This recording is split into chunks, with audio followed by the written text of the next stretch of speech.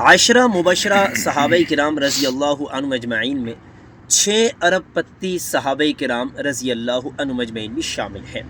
سیدنا عبد الرحمن ابن عوف رضی اللہ تعالیٰ عنہ کی وراثت میں 16 ٹن سونا تھا۔ سیدنا حضرت سعید بن زید رضی اللہ تعالیٰ عنہ کے پاس 300 اونٹ سونے کے تھے۔ حضرت سعید بن زید رضی اللہ تعالیٰ عنہ کے پاس 1,50,000 کلو سونا تھا۔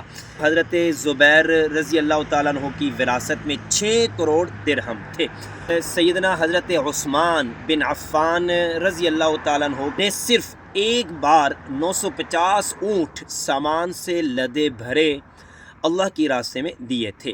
تو اس لیے ہمیں کچھ پوائنٹس پر غور و فکر کرنی چاہیے کہ نمبر 1، مال برا نہیں ہے، البتہ مال و دولت کی حرص اور لالچ بری ہے۔ نمبر 2، لوگوں کو ملازمت فراہم کرنا یہ بھی عبادت ہے۔ نمبر 3، کاروبار میں اللہ کو پارٹنرز بنا لیا جائے۔ نمبر 4، اپنے کاروبار بزنس سے متعلق شریعت سے رہنمائی حاصل کی جائے۔ نمبر 5، معیار پر کبھی بھی سمجھوتا نہ کریں، اللہ ہمیں دنیا آخرت کی کامیابیاں عطا کرے گا۔